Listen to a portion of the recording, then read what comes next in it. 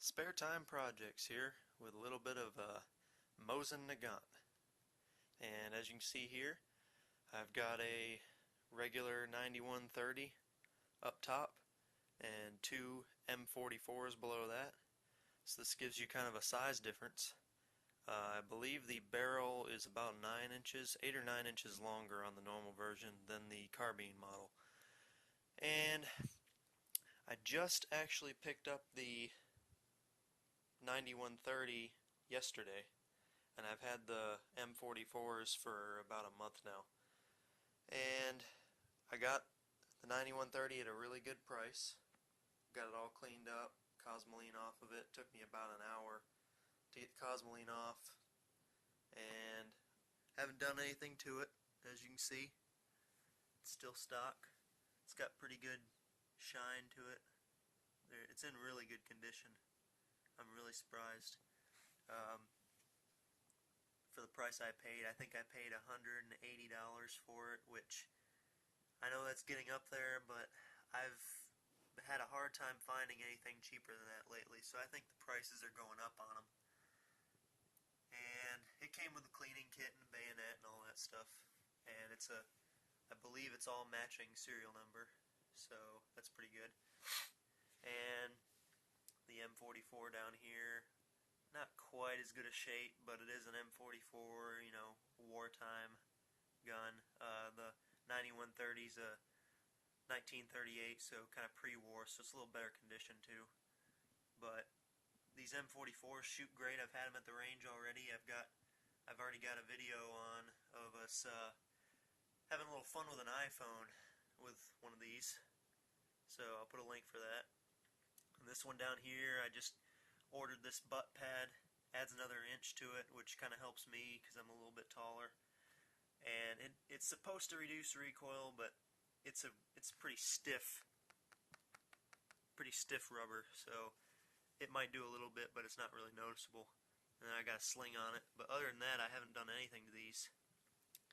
And what I'm going to do today is kind of show you how to disassemble one of these 9130s, because I just got that yesterday. It kind of came with a deal. I got another one with it. So that worked out pretty good for me. And I'm going to kind of show you how to disassemble this, because I've got to clean the cosmoline off of this. And there may be other disassembly videos, but I just figured I'd put one too. And what you do first is these barrel bands. They come on these clips. I've already got them off, but I'm going to show you how to do it. But the bigger one comes in here on this clip here. It goes just past this and kind of locks in. And same with one right here. That's this one right here. And what you do to take them off is you push it down like that and then slide it off. And they can be kind of difficult, which it was on this rifle, which is why I already have it off. But what happens is, if I can get it to stay here, I'm going to put the bigger one on the front here just to kind of show you, but it locks in just like that. And what you do to take it off is push it down and slide it past. Trying to do this with one hand too, but there you go. You do that, and the stock comes right off, just like that. And you just kind of throw that to the side over here. And the next thing you would do after you get this is you take the bolt out. And don't know how well this is going to work with one hand, but what you do is you put the bolt up, slide it back, and to get it off, you pull the trigger and pull it the rest of the way back. It's really easy, but I'm not going to be able to do it with one hand, I don't think. It's going to be kind of a mess here, but you just pull the trigger and then slide it back, which I'm not going to be able to do, but you get the point. And I'm going to cut it really quick. Alright, got the bolt out. It was pretty easy. Like I said, you would just slide it all the way back till it stops, and then just pull the trigger and it'll literally slide right out, no problem. Next up is, as you can see right here, there's a screw, and then on the bottom side there's another screw. So what you need to do is you take those out, and it shouldn't be too difficult. If it's really packed with cosmoline, you might have some trouble. Just be really careful not to strip the screw out. I do not have a screwdriver with me. I can get one, but I'm lazy and don't want to do it. So I'm going to do like I did with the other gun that I cleaned, and I'm going to use the bayonet. Because when these rifles were issued, they made the bayonet with an actual, won't focus, but they made it with an actual flat side to it, as you can see here. I'm sorry, it won't focus, but they made it like that so the soldier can actually be in the field and take down his gun with no other tools. So that's what I've been using, and it actually works pretty well because none of these screws are really tight. They shouldn't be tight because they're not supposed to be, because you'll strip the wood. So you take those screws out and it'll literally just slide right out. So I'm going to go ahead and stop it and take these screws out and come right back. Alright, got the screws out. One's shorter, one's longer. The longer one goes in the back here, the shorter one goes in the bottom of the magazine.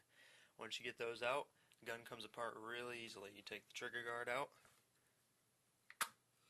just like this. There you go. Put that off to the side. And the rest of the gun will just slide right through these holes. The trigger itself just kind of pokes through, and the whole gun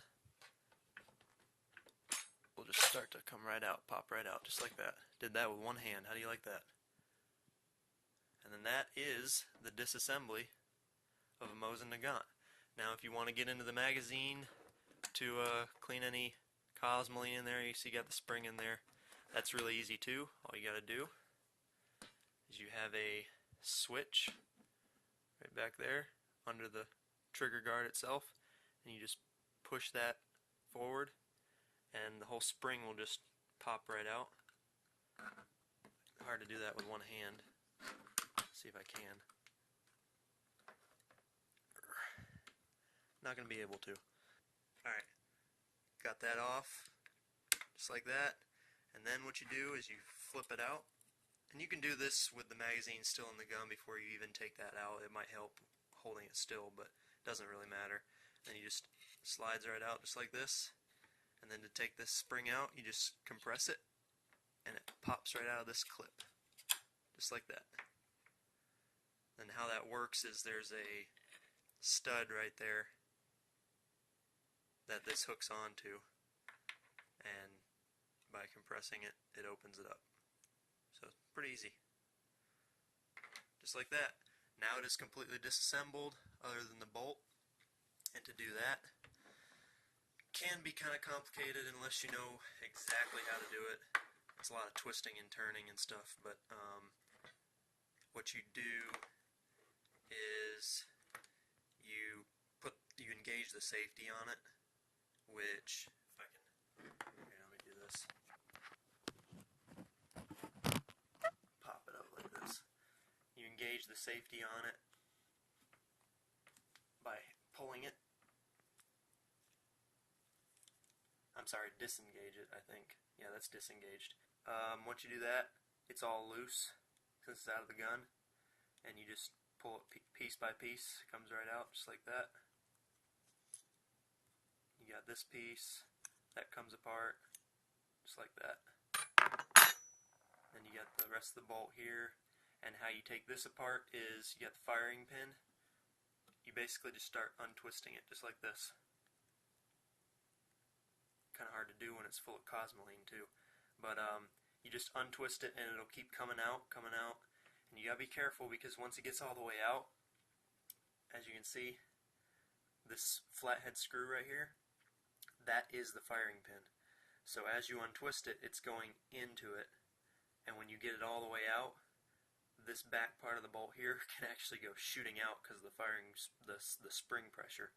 So as you're unscrewing it, just kind of have your hand back here so it doesn't fly away from you.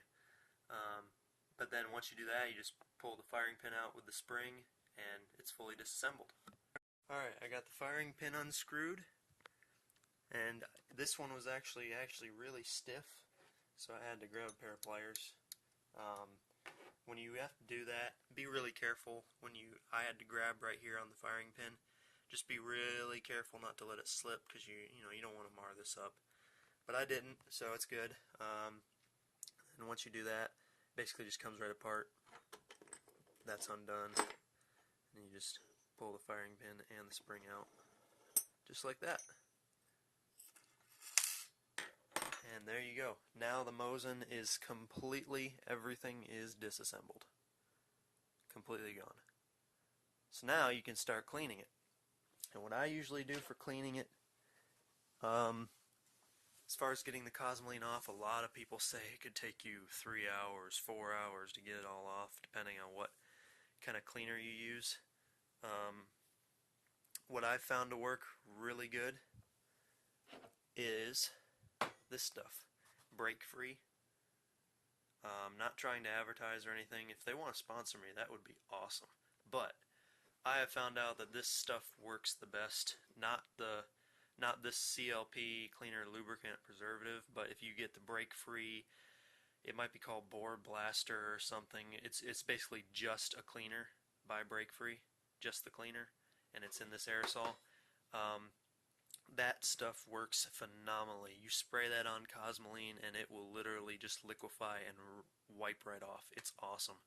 I used the cleaner only stuff on those M44s, and I think it took me 45 minutes maybe to clean each one, and that was taking my time.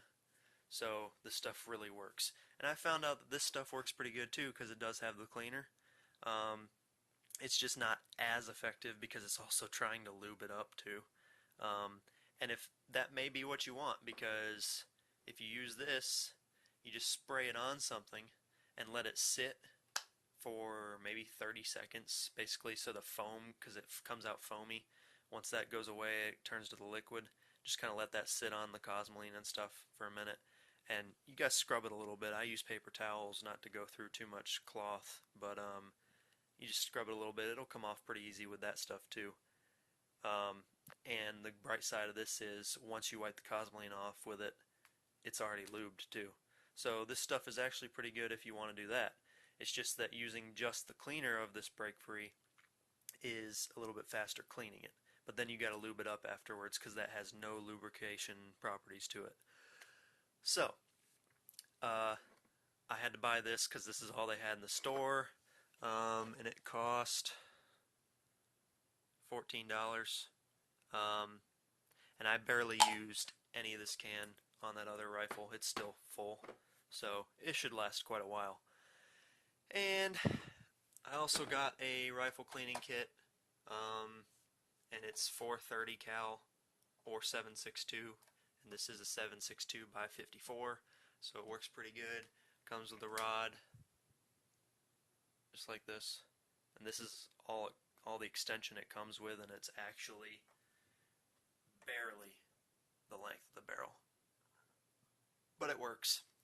And I believe this kit cost me, I'm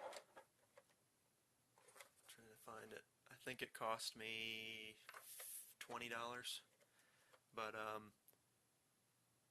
as you can see, come on phone, there you go, it's 30 cal by 7.62, so that's what you would need for a Mosin.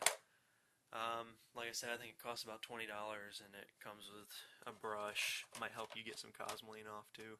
I haven't used it. And it comes with a little bottle of the same stuff as that aerosol can, but in a liquid, so that might work a little better for lubing.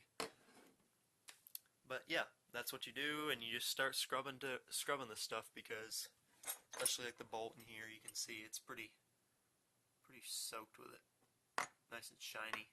That's all cosmoline. You gotta get all that off. And as you can see here, this is what happens when it sits for a while on the gun for however many years. It starts to solidify. Almost looks like earwax. So that's what can be the pain to clean off. But you just take your time with it, and like I said, if you get that break-free stuff, that works the best, I think. It really cuts your time in half. And then once you get it all cleaned up, I would also spray some down the barrel, let it all drip down, and then scrub it out with a cloth and a rod. And I also spray a bunch in this trigger and work it back and forth. And it really starts to smooth up. So when you get all that clean, make sure it's lubed up, and then you can start putting it back together. And it's pretty straightforward to put back together. You know, you firing pin, spring goes on it, and once you got spring on this, you just start sliding it back in there, like that. Get it all the way in, and obviously it's going to be pretty stiff with the spring on it, but what you do is you get this in place right behind it, and if you look on the notches on it, you'll figure out how it's supposed to go. You know, you got this notch here, lines up with that little nick right there,